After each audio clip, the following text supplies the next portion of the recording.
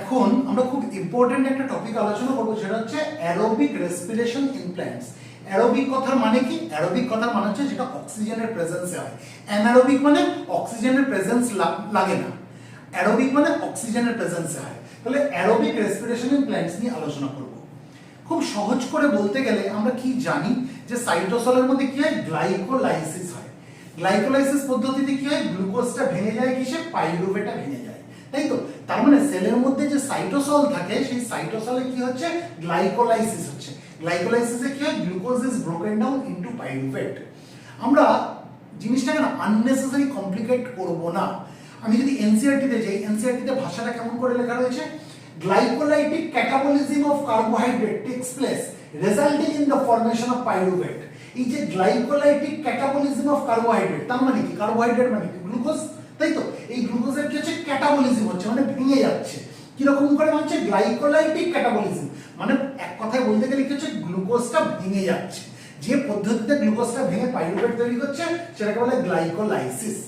তাহলে আমরা এত কিছু বলার দরকার নেই যে গ্লাইকোলাইটিক catabolism of carbohydrate tax place resulting in the formation of pyruvate. এত কমপ্লিকেটেড জিনিসটাকে বানাবো না আমরা। তাহলে আমরা কি বুঝলাম?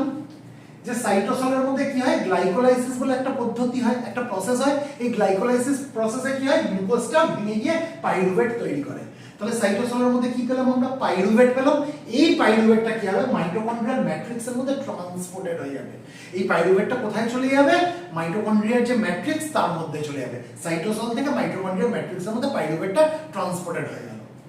এবার এর পরের যে স্টেজগুলো রয়েছে অ্যারোবিক রেসপিরেশনের, এর পরের স্টেজগুলো আমরা প্রত্যেকটা দেখবো কার মধ্যে হবে? মাইটোকন্ড্রিয়ার মধ্যে হবে, ঠিক আছে? Remaining stages of aerobic respiration tax place in mitochondria. First কি হবে? ফার্স্ট আমরা একটা প্রসেস দেখবো, একটা সাইক্লিক প্রসেস দেখবো, যেটাকে বলে ক্রেবস সাইকেল, বা সেটাকে আমরা টিসিএ সাইকেল বলতে পারি, বা সেটাকে আমরা সাইট্রিক অ্যাসিড সাইকেল বলতে পারি, ঠিক আছে? এটা প্রথমে আমরা দেখবো। তারপরে আমরা কি দেখবো? ইলেকট্রন ট্রান্সপোর্ট সিস্টেম পাবো, যেটা কোথায় হবে? যেটা হবে ইনার মাইটোকন্ড্রিয়াল মেমব্রেন, যেটা তার মধ্যে মাইটোকন্ড্রিয়াল দুটো মেমব্রেন আছে আমরা জানি, একটা বাইরের দিকের আউটার মেমব্রেন, একটা ভেতর দিকের ইনার মেমব্রেন। সেই ইনার মেমব্রেন যেটা, সেখানে আমরা দেখবো ইলেকট্রন ট্রান্সপোর্ট সিস্টেম, সেটা নেক্সট ধাপে। প্রথমে আমরা কি দেখবো? ক্রেবস সাইকেল বা টিসিএ সাইকেল। টিসিএ সাইকেলের পুরো কথা কি? Try carboxylic acid cycle. Try carboxylic acid cycle, TCA cycle. Krebs সাইকেলও যায়, টিসিএ সাইকেলও তাই, সাইট্রিক অ্যাসিড সাইকেলও তাই। আমরা ডিটেইলসে পরে পড়বো। তাহলে প্রথমে কি দেখবো? ক্রেবস সাইকেল বা টিসিএ সাইকেল বা সাইট্রিক অ্যাসিড সাইকেল হচ্ছে, সেটা কোথায় হচ্ছে? সেটা মাইটোকন্ড্রিয়াল ম্যাট্রিক্সে হবে। তারপরে যেটা ইলেকট্রন ট্রান্সপোর্ট সিস্টেম, সেটা কোথায় হবে? সেটা ইনার মাইটোকন্ড্রিয়াল মেমব্রেনে হবে, ঠিক আছে? তাহলে প্রথমে আমরা ক্রেবস সাইকেল বা টিসিএ সাইকেল বা সাইট্রিক অ্যাসিড সাইকেল যাই বলি সেটা নিয়ে আলোচনা করি। তাহলে কি বলেছি? এই ক্রেবস সাইকেল বা ট্রাই কার্বক্সিলিক অ্যাসিড সাইকেল বা সাইট্রিক অ্যাসিড সাইকেল, এটা কোথায় হয়? মাইটোকন্ড্রিয়াল ম্যাট্রিক্সে হয়, অর্থাৎ মাইটোকন্ড্রিয়ার মধ্যে যে ম্যাট্রিক্স আছে সেখানে হয়। এখানে আমরা দেখবো কি তৈরি হয়? এখানে NADH প্রোডিউস হবে মাইটোকন্ড্রিয়াল ম্যাট্রিক্সের মধ্যে। NADH, শুধু NADH না, আমরা পরে দেখবো যে FADH2 ও তৈরি হবে। NADH তো তৈরি হবে, সঙ্গে FADH2 ও তৈরি হবে। কোথায় তৈরি হবে? মাইটোকন্ড্রিয়াল ম্যাট্রিক্সের মধ্যে তৈরি হবে। একদম লাস্টে গিয়ে দেখবো। সেটাই আমি প্রথমে ব্রিফ করে দিলাম যে আলটিমেটলি কি হবে।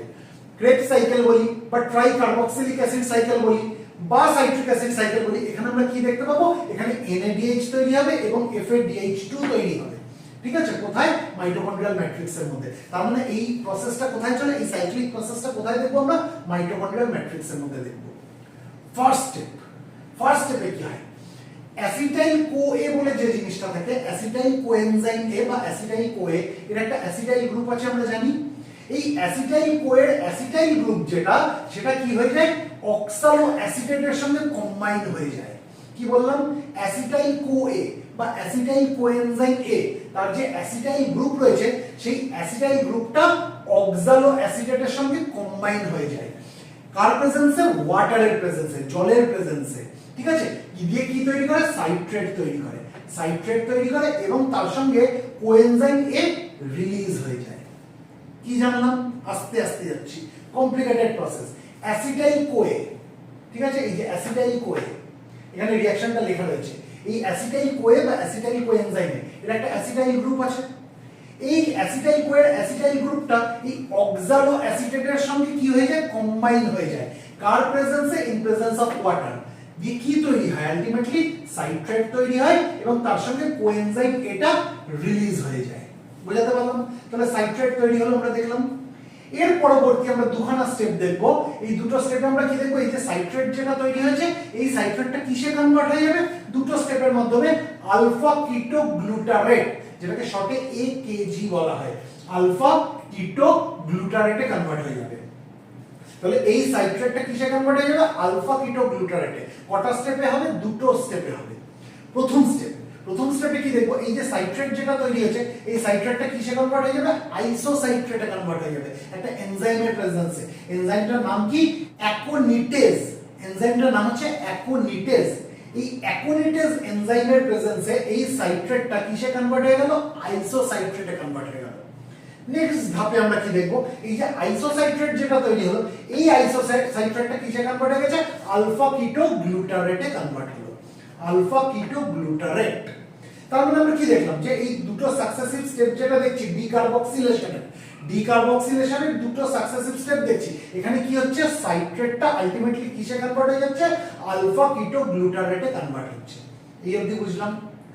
এবার তারপরের স্টেপে কি হয়, এই যে আলফা কিটো গ্লুটারেট যেটা তৈরি হয়েছে এটা কনভার্ট হয়ে যাবে সাকসিনিল কোএতে। এই যে আলফা কিটো গ্লুটারেট যেটা তৈরি হয়েছে এটা কিসে কনভার্ট হয়ে যাবে, এটা সাকসিনিল কোএতে কনভার্ট হয়ে যাবে।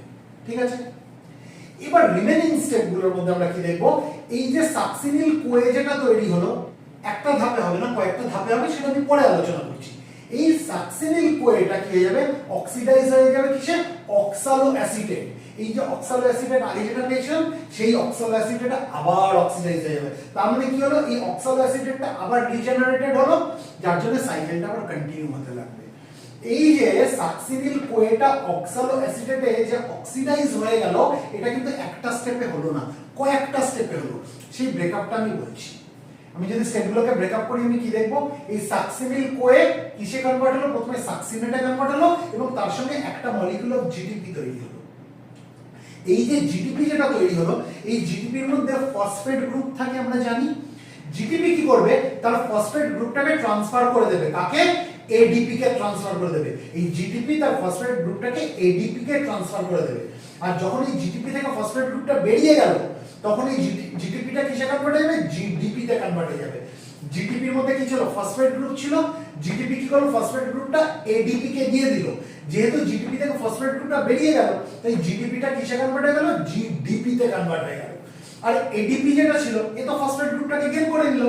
এডিপি যখন ফসফেট গ্রুপটা পেয়ে গেল তখন এডিপি কিসে কনভার্ট হয়ে যাবে, এটিপি তে কনভার্ট হয়ে যাবে। তাহলে আমরা কি দেখলাম, জিটিপির সঙ্গে যখন এডিপি রিঅ্যাকশন করছে তখন জিডিপি আর এটিপি তৈরি হচ্ছে, কারণ জিটিপির মধ্যে কি আছে, ফসফেট গ্রুপ আছে। এই জিটিপি তার ফসফেট গ্রুপ কাকে দিয়ে দেবে, এডিপি কে দিয়ে দেবে। জিটিপি যখন তার ফসফেট গ্রুপটাকে ছেড়ে দিল তখন এই জিটিপি জিডিপি তে কনভার্ট হয়ে গেল। আর এই জিটিপির ফসফেট গ্রুপ কে নিয়ে নিল, এডিপি নিয়ে নিল। এডিপি যখন এই ফসফেট গ্রুপটা পেয়ে গেল এডিপি তখন কিসে কনভার্ট হয়ে গেল, এটিপি তে কনভার্ট হয়ে গেল। আর এই যে রিঅ্যাকশনটা এই রিঅ্যাকশনটা ক্যাটালাইজ কে করছে, এক ধরনের এনজাইম করছে যেটার নাম হচ্ছে nucleoside diphosphate kinase. Nucleoside diphosphate kinase নামক এনজাইম এই রিঅ্যাকশনটাকে ক্যাটালাইজ করছে।